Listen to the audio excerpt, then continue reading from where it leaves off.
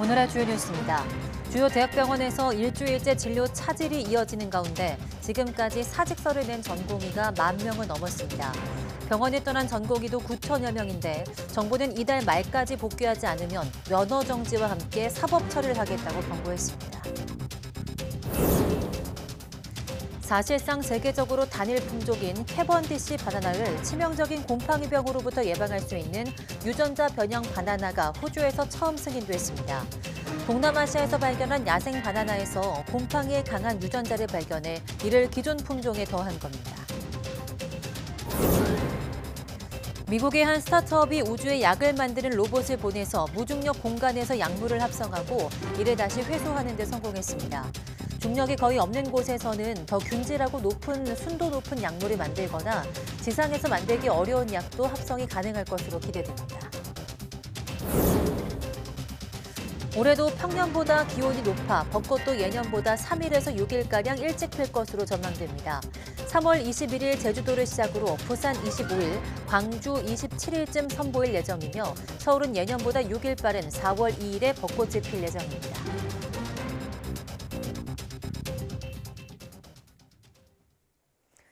여러분 안녕하십니까? 사이언스 투데이 시작합니다.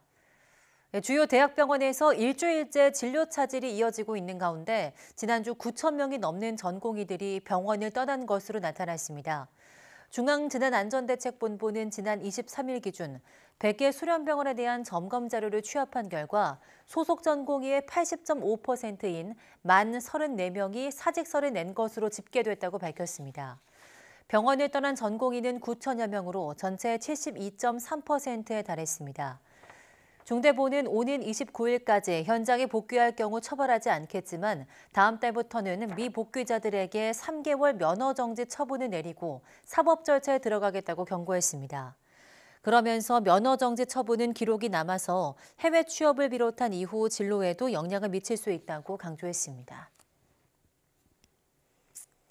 정부가 전공의들 집단행동에 엄정 대응하겠다는 방침을 밝힌 가운데 검찰과 경찰이 협력 수사를 위한 실무협의회를 열었습니다. 서울중앙지방검찰청은 26일 서울경찰청과 함께 의료계 불법 집단행동에 신속하고 엄정하게 대응하기 위한 방안을 논의했다고 밝혔습니다. 앞서 법무부와 행정안전부는 지난 21일 의료 현장에 복귀하지 않고 집단행동을 주도하는 주동자와 배후 세력을 원칙적으로 구속 수사할 거라고 밝혔습니다. 또 개별 전공의를 예외 없이 정식 재판에 넘기고 조기에 돌아오는 전공의는 사정을 충분히 반영해서 기소유예 처분 등 선처하기로 했습니다. 의대 정원 확대에 반발한 전공의들이 집단 사직 움직임을 보이는 가운데 병무청이 병역 미필 전공의는 퇴직 처리되면 내년 3월에 입영해야 한다는 방침을 밝혔습니다. 우탁균 병무청 부대변인은 정례 브리핑에서 전공의 수련 중인 의무사관 후보생이 중간에 퇴직하면 다음 연도 입영 대상이라고 말했습니다. 병역법 시행령에 따라 의무사관 후보생으로 편입된 이가 병무청장 허가 없이 수련기관에서 퇴직한 경우 병원장은 이를 2주 안에 병무청에 통보해야 하며 이후 대상자의 입영 절차가 진행됩니다. 매년 2월 입영 대상인 의무사관 후보생의 역종 분류가 이루어지고 같은 해 3월 입영해야 하는 일정에 따라 병역 미필인 전공의는 사직하면 내년 3월 입영하게 됩니다. 전공의 이탈로 인한 의료 공백을 감당하고 있는 간호사를 법적으로 보호하기 위한 조치가 시행됩니다. 중앙재난안전대책본부는 진료지원 간호사가 법적인 보호받으면서 안정적으로 일할 수 있도록 진료지원 인력 시범사업 지침을 27일부터 시행한다고 설명했습니다. 이번 시범사업은 보건의료기본법에 따라서 현장에서 전공의 이탈로 인한 의료 공백을 메꾸고 있는 간호사들을 법적으로 보호할 수 있다고 덧붙였습니다. 또 의사 온라인 커뮤니티에서 발생하고 있는 집단행동 선동글에 대해서 검경이 신속한 수사로 관련자들에 대한 사법 처리를 진행할 예정이라고 밝혔습니다. 정원을 가꾸며 즐기는 행위가 노인들의 기억력 향상에 도움이 된다는 것이 확인됐습니다. 우울증과 불안감 개선 효과와 함께 뇌 혈류량을 증가시키기 때문이라고 합니다. 김민경 기자입니다. 단풍이 완연한 정원으로 노년의 어르신들이 입장합니다. 약한 치매나 인지장애를 지닌 분들입니다. 간단하게 굳은 몸을 풀고 정원을 가꾸기 시작합니다. 잡초를 뽑고 가지를 치는 등 몸을 움직인 뒤 맞는 식사 시간. 정원 옆 텃밭에서 수확한 채소를 곁들인 야외 식사는 그 맛을 더합니다. 서로 얼굴도 모르고 이름도 성도 몰랐는데 여기서 저기서 모여가지고 너무너무 좋았습니다. 집을 나와 또래와 함께 정원 활동을 즐긴 뒤 참가자 51명 가운데 9명의 뇌 혈류량을 측정했습니다. 정원 활동 전 푸른색이 두드러졌던 전두엽. 활동 중간에는 노란색으로 변하더니 마지막에는 빨간색이 두드러집니다. 뇌 혈류량이 약 8.7% 증가한 건데 인지 기능을 유지하거나 높이는 데 도움이 됩니다. 부담 없이 몸을 움직이고 즐거움을 느끼는 과정에서 우울감이 줄어들고 기억력도 개선된다는 겁니다. 우울증 증세가 있는 것 같다고 병원에서 그래서 약을 좀 먹었었는데 그걸 모르겠는 거예요. 약을 안 먹어요, 지금. 또 할 수 있는 기회가 있냐 많이 여쭤보셨고 너무 행복했다, 즐거웠다라는 말씀들을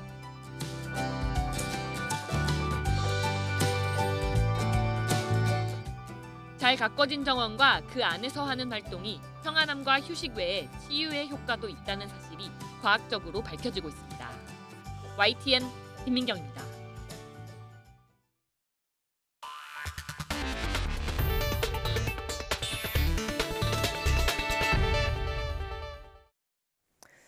우주정거장 등 우주 공간은 중력이 거의 없어서 실험 결과가 지구에서와 다르게 나올 수 있는데요. 미국의 한 스타트업이 약을 만드는 로봇을 우주로 보내고 무중력 공간에서 만들어진 약을 다시 회수하는 데 성공했습니다. 최소라 기자입니다. 지난해 6월 발사된 스페이스X의 팰컨 9. 큐브 위성과 소형 우주선 등 우주물체 72개를 545km 상공에 성공적으로 올려놨습니다. 이 가운데 한 우주선은 미국 바르다 스페이스 인더스트리즈에 미니 제약사 캡슐을 장착했습니다. 우주선이 지구를 도는 동안 캡슐 안에선 HIV와 감염치료제 리토나비르가 합성됐습니다. 이 미니 제약사는 현지 시각 지난 21일 미 유타주의 사막에 안전하게 떨어졌고 약물 분석을 위해 과학자들에게 회수됐습니다.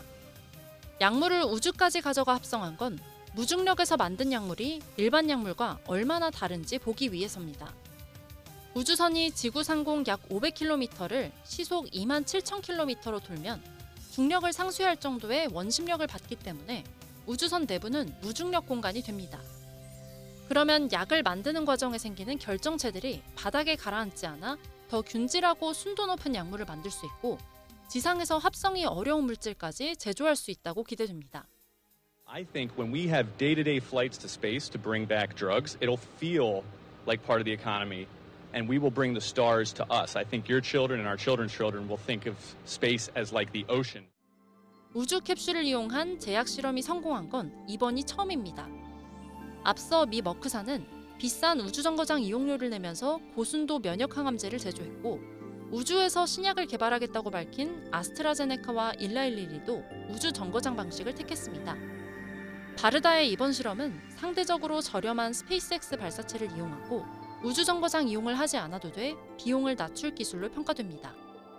다만 캡슐이 지구에 떨어질 때 다른 물체와 충돌하지 않도록 투하 시기를 허가받아야 해 약물 합성 이후에도 8개월간 우주를 떠돌아야 했던 점은 넘어야 할 문제로 보입니다. YTN 사이언스 최소라입니다.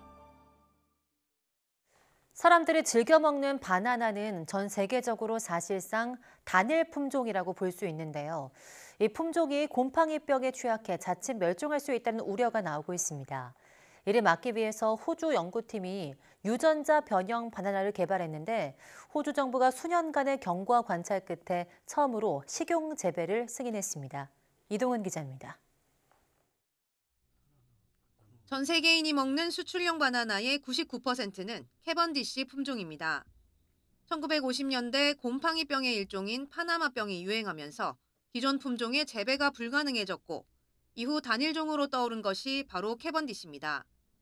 하지만 곰팡이병의 변종이 다시 확산하면서 캐번디시 품종도 심각한 위협에 처했습니다. 한 번 걸리면 물과 양분의 통로가 모두 막혀 말라 죽게 되는데 현재로서는 치료법도 없습니다. There's a disease of bananas called Panama disease tropical race 4, TR4 for short. It's killing Cavendish bananas. It's killing Cavendish bananas in Australia and in many other countries. It's spreading and it's getting worse. 호주 연구팀이 이를 해결하기 위해 유전자를 변형한 새로운 바나나 품종을 개발했습니다. 동남아시아에서 발견한 야생 바나나에서 곰팡이에 강한 유전자를 찾아내 이를 기존 품종에 더한 겁니다.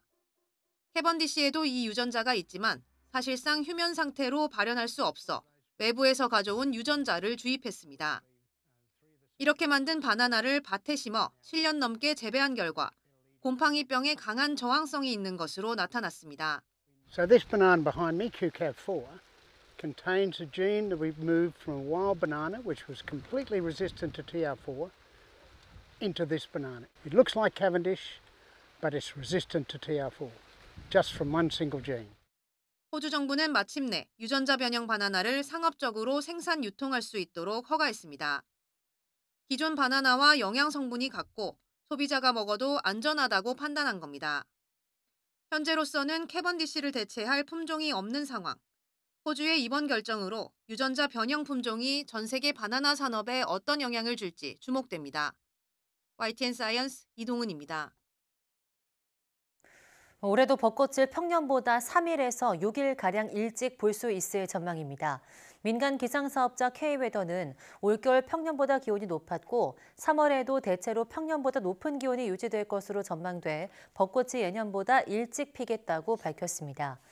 벚꽃은 제주도에서 예년보다 3일 빠른 3월 21일 가장 먼저 모습을 드러내겠고 부산 25일, 광주 27일, 강릉에서는 31일쯤 선보일 예정입니다.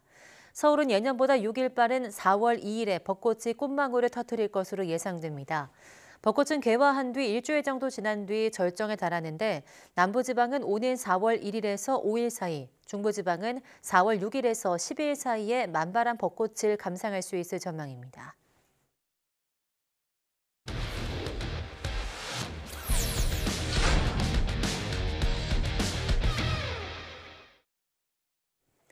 과학기자와 함께 전 세계 도시 속에 숨겨진 과학문화유산을 알아보는 코너입니다. 과학도시 최소라 기자와 함께하겠습니다. 어서 오세요. 안녕하세요. 네, 오늘 떠나볼 도시는 어딜까요? 네, 오늘 둘러볼 도시는 전 세계에서 우주 연구가 가장 활발하게 진행되고 또 이 기술 수준도 뛰어난 곳으로 꼽히는 곳입니다. 최근에 러시아 우크라이나 전쟁으로 러시아가 이 국제 연구를 크게 줄일 수밖에 없게 되면서 분위기에 살짝 변화가 있는 곳인데요. 준비된 영상 보시고 어딘지 감 잡아보시겠습니다.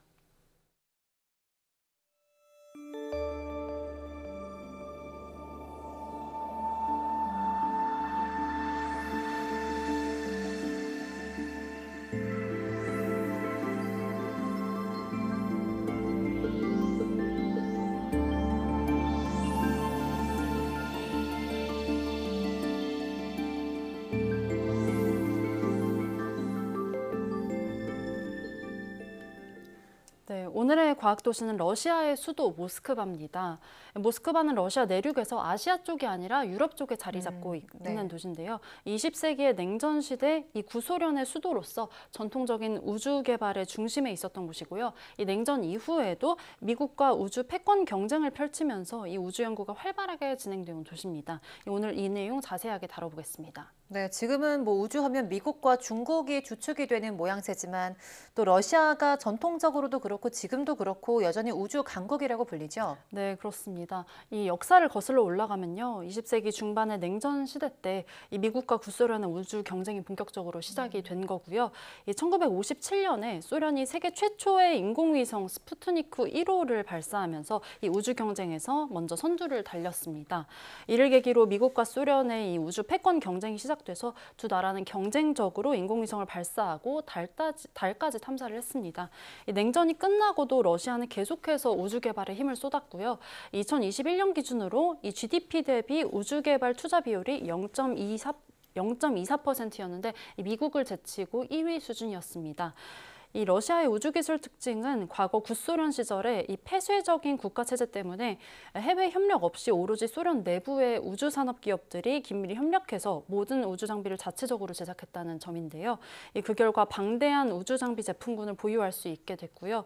또 수십 년간 다양한 우주 프로그램을 성공적으로 수행을 할 수 있었습니다. 또 전쟁 이전까지는 이번 이 우크라이나 전쟁 이전까지는요. 세계 우주 서비스 시장에서 미국과 맞먹는 상업 발사 이 서비스를 수행을 해왔습니다. 우리나라도 이 수많은 위성을 러시아 발사체에 실어서 우주로 보내기도 했습니다. 네, 그 러시아가 전통적인 우주 강국인데 그 중심에 모스크바가 있다 이런 말씀이신데요. 그 모스크바에서 어떤 우주 활동이 이루어지고 있을까요? 네, 모스크바에는 다양한 발사체나 위성과 같은 이 우주 개발 관련 기관과 연구소가 많이 자리 잡고 있는데요. 이 대표적인 게 러시아의 우주과학 사업과 항공우주 연구를 관장하는 로스코스모스입니다. 이 소련 해체 이후에 소련의 기술과 설비를 이어받은 러시아 연방우주국과 또 국영기업인 런압 로켓 우주공사가 합병하면서 탄생한 국영기업입니다. 네.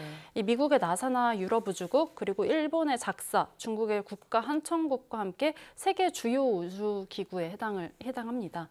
로스코스모스는요, 화성과 금성 탐사 미션 등 러시아의 주요 우주 탐사 미션을 수행하고 있고요. 또 국제 우주 정거장의 주요 참여 주체 중 하나입니다. 모스크바에는 이 로스코스모스 외에도 우주 관측과 천문 연구까지 하는 이 러시아 과학원 산하의 우주 연구소도 있고요. 또 러시아 우주 산업을 통합할 목적으로 그러니까 우리나라의 우주청과 같은 역할을 하는 건데 이 국립우주센터가 연내 완공을 목표로 모스크바에 지어지고 있습니다. 또 모스크바 근처에는 이 유리 가가린 우주인 훈련센터로 세계적으로 유명한 스타시티라는 곳이 있고요. 이 스타시티는 이 우주 비행사의 훈련 기지인데요. 이 우주 발사장은 아니지만 우주 탐사와 직접적으로 관련된 중요한 시설입니다. 네, 그럼 모스크바에 뭐 발사체 제조 공장이라든지 뭐 발사장 같은 것들도 있을까요? 네, 모스크바가 이 러시아 우주 개발의 중심지이기는 하지만 일단 발사장은 없는데요. 네. 이 러시아의 이 주요 발사장은요, 이 카자흐스탄에 위치한 바이코누르 코스모드롬으로 이 소련 시대부터 있었던 이 세계에서 가장 크고 오래된 우주 발사 시설 중 하나고요. 또 다른 중요한 발사장이 2000년대 들어서 새로 지어진 또 보스토니치 이 발사장이 있는데 이 러시아 극동 지역에 위치해 있습니다. 이 모스크바와는 굉장히 먼 거리인데요. 이 모스크바 자체에서 또 우주 발사체를 직접 제조하는 정확한 위치나 이 공장에 대한 구체적인 정보는 공개되지 않았습니다. 러시아의 주요 우주 기술 개발과 또 제조가 이 모스크바를 포함해서 다양한 지역에서 이루어지는 것으로 전해졌습니다. 특히 이 모스크바 근처에 있는 코로레프시가 있는데요. 이 우주 기업들이 집중해서 위치해 있습니다. 유인 우주선이나 위성 또 우주정거장 모듈과 같은 다양한 우주 탐사 장비와 이 우주 발사체 그리고 또 우주선 개발 제조를 담당하는 민간 기업들이 이곳에 자리 잡고 있다고 알려졌습니다. 네, 그런데 러시아하면 지금은 우주보다 전쟁이 가장 먼저 떠오르는데요. 그 러시아가 우크라이나와의 전쟁으로 인해서 지금 오히려 고립이 되고 있다고요? 네, 그렇습니다. 2022년 2월이죠. 이 전쟁 이후로 미국은 러시아 정부와의 과학기술 연구 협력을 제한하는 조치를 취했는데요. 이 러시아의 국립연구소와 또 연방 자금을 받는 프로젝트 그리고 러시아 정부 관련 대학과 기관들 이 기관과의 자금이나 인적 교류 이런 모든 종류의 협력을 천천히 종료하겠다고 밝힌 겁니다.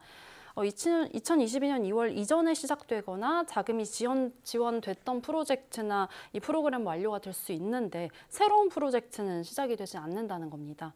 미국 외에도 많은 서방 연구기관들이 러시아와의 협력을 중단을 했고요. 그러면서 이제 우주나 물리학 분야 임무가 지연이 됐다는 보도가 수차례 나왔고 또 국제 공동 운영되고 있던 우주 망원경들도 일시적으로 폐쇄되기도 했습니다. 이 러시아의 국제 연구가 얼마나 감소했는지는 이제 공식적인 통계가 공개되지는 않았는데요. 최근 보도에 따르면 러시아가 쏘아올린 타국 위성 그 개수가 2021년에는 35기였는데 네. 2022년에는 이란 위성 등 2기밖에 안 돼서 90%나 급감했다고 전해졌습니다. 과거에 유럽 각국이 이 러시아 소유주 로켓에 이 위성 발사를 의존해 왔는데요. 이 우크라이나 전쟁을 계기로 이 거리를 두는 모습입니다. 우리나라도 이 천문연구원에서 개발한 위성 이 도요셋 4기를 러시아 소유주 로켓에 실려서 원래 발사할 계획이었거든요. 근데 이 전쟁 여파로 소유주 대신에 지난해 누리호에 탑재해서 발사를 하기도 했습니다. 네, 그런데 지금 연구가 지속되고 있는 곳도 있다고 들었어요. 네, 그렇습니다. 미국과 러시아의 기이한 동맹이 이어지고 있는 한 분야가 바로 이 국제우주정거장 분야인데요.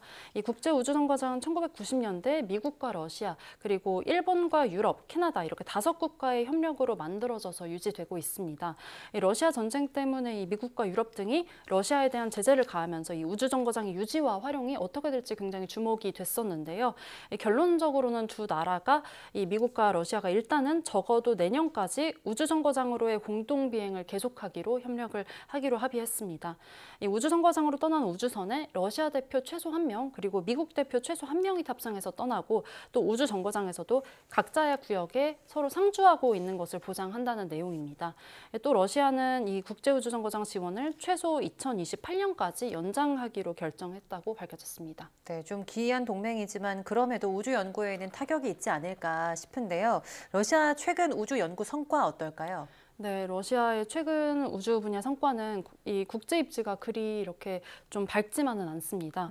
앞서 말씀드린 것처럼 위성 발사 시장에서 러시아 입지가 굉장히 많이 줄어들었고요. 그동안에 미국의 강세가 더더욱 두드러지고 있고요. 스페이스X를 필두로 해서요.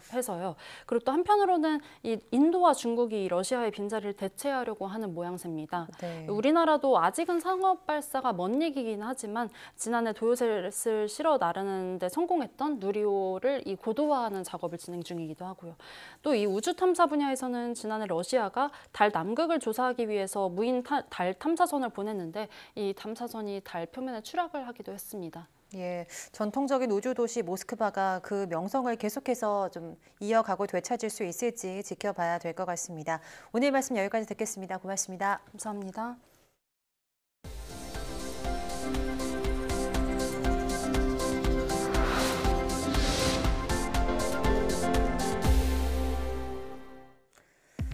뇌 속 도파민 분비에 문제가 생겨 근육이 경직되는 질병인 파킨슨병의 새로운 원인 물질이 확인됐습니다. 미국 애리조나 주립대 연구팀은 파킨슨병에 걸린 노인들의 사망 후 뇌 조직을 채취해 비교 분석한 결과 초기 파킨슨병에 시동을 거는 것은 뇌 신경세포에 타우 단백질이 응집되기 때문이라고 밝혔습니다. 연구팀은 파킨슨병 노인의 뇌 속 흑질과 피각에서 타우 단백질 응집이 확인됐다며 흑질과 피각은 운동 능력과 언어 능력, 도파민 분비와 관련된 부위로 타우 단백질 응집이 해당 부위 퇴행에 영향을 주는 것으로 보인다고 설명했습니다. 국내 연구진이 외과적 수술 없이 초음파 자극만으로 뇌신경을 조절해 뇌질환을 치료하는 기술을 개발했습니다. IBS 연구팀은 실제 뇌파를 모사한 초음파 자극을 연속적으로 혹은 반복적으로 뇌 심부까지 정밀하게 자극해서 뇌 기능 변화를 강화하거나 억제하는 기술을 개발했다고 밝혔습니다. 또 이번 기술을 생쥐에 적용한 결과 뇌 특정 영역에 대한 장기적인 흥분이나 억제를 유도할 수 있었다며 생쥐의 운동기술 습득과 기억 능력 개선 효과까지 확인했다고 설명했습니다. 국내 연구진이 제스민 향 등 유용한 향료를 화학 합성물이 아닌 미생물로 생산하는 데 성공했습니다. 카이스트 연구팀은 2종류 이상의 미생물을 배양하고 미생물이 먹이인 포도당 대사해 벤조산을 거쳐 꽃에서 향을 내는 주요 성분인 벤질 아세테이트를 생산하도록 해서 대사 경로를 최초로 개발했다고 밝혔습니다. 연구팀은 그동안 향료를 꽃에서 직접 추출하기에는 수율을 맞추기 힘들어 석유에서 유리한 원료로 향료를 합성해왔는데 이번 연구로 친환경 향료를 만들 수 있게 됐다고 설명했습니다.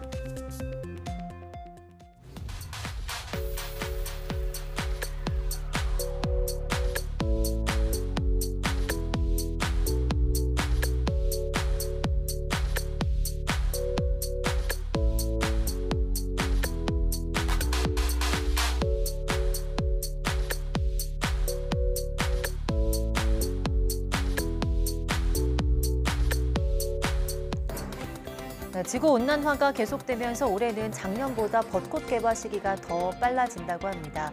이처럼 꽃들의 조기 개화가 계속된다면 꿀벌 등 생태계의 혼란을 야기하고 결국 인류에게 그 화살이 돌아오게 될 텐데요. 조금 이른 시기에 보게 될 화사한 꽃망울이 반갑겠지만 우려하는 마음도 함께 가져야 할 것 같습니다. 사이언스 투데이 마칩니다. 시청해주신 여러분 고맙습니다.